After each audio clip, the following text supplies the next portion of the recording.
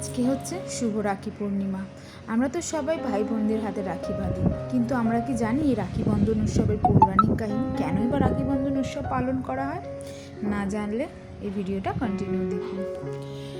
রাখি বন্ধন উৎসব হলো একটি মহাপবিত্র ও সুন্দর সংহতি উৎসব বা অনুষ্ঠান বলতে পারেন।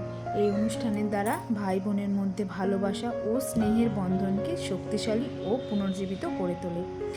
এই চিরন্তন পবিত্র উৎসব পরিবারের সকল সদস্যের পাশাপাশি সমাজ তথা সমগ্র মানবজাতিকে সুসম্পর্কের বন্ধনে আবদ্ধ করে এবং ঐক্যকে নিশ্চিত করে। রাখি বন্ধন অনুষ্ঠানে ভাইদের পাশাপাশি বোনেরাও নতুন পোশাক পরিধান করে মিষ্টি মুখ করানোর মাধ্যমে ভাইদের হাতে পবিত্র সুতো বা রাখি বেঁধে দেয়। রাখি বন্ধন বা রাখি পূর্ণিমা ভারতের একটি সুপ্রচলিত পবিত্র উৎসব।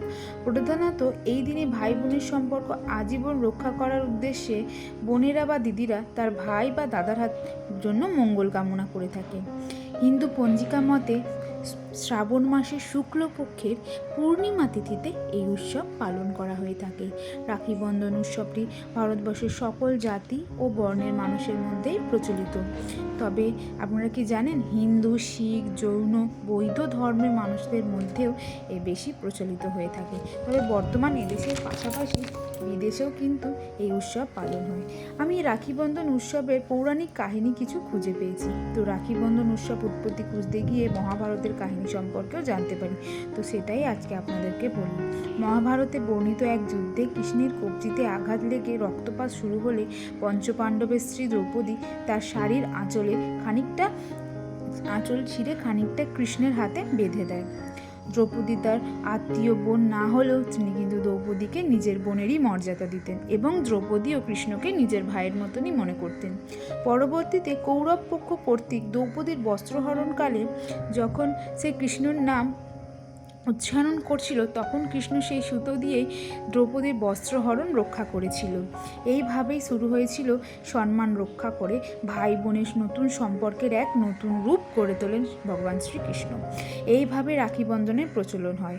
তবে এবার একটু জানা যাক রাখি বন্ধনের ঐতিহাসিক কাহিনী ও আমাদের কবিগুরু রবীন্দ্রনাথ ঠাকুরের ভূমিকা। ঊনবিংশ শতকে প্রথমার্ধে ভারতবর্ষের জাতীয়তাবাদী আন্দোলনের চরম পর্যায়ে পৌঁছালে ব্রিটিশ সরকার সিদ্ধান্ত নেন বাংলাকে দুটি প্রদেশে বিভক্ত করবে।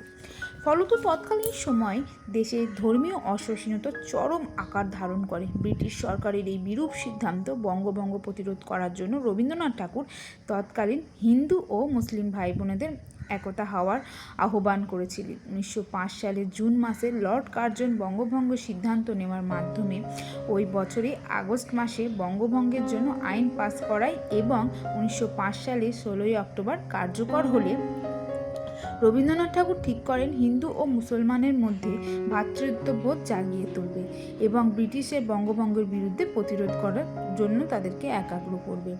সবাইকে রাখি বন্ধন উৎসব পালন করার জন্য আহ্বান করেন। বর্তমান সময়েও আমরা এভাবে উৎসবে মেতে থাকি। তো এই হলো রাখি বন্ধন উৎসব পালনের তত্ত্ব। এখনকার সময় দামি ও রংচঙে রাখি নিচে ঢাকা পড়ে যাচ্ছে রাখি বন্ধনের এই সেই পুরানো গৌরব। ভিডিওটা পজ না করে প্রথম থেকে শেষ অবধি দেখবেন। আশা করি আপনারাও জেনে যাবেন কেন রাখি বন্ধন উৎসব পালন করা হয়। সবাইকে জানাই শুভ রাখি পূর্ণিমার শুভেচ্ছা। সকল ভাই বোনেরা খুব ভালো থাকবেন। দেখা হচ্ছে নতুন ভিডিওর সাথে।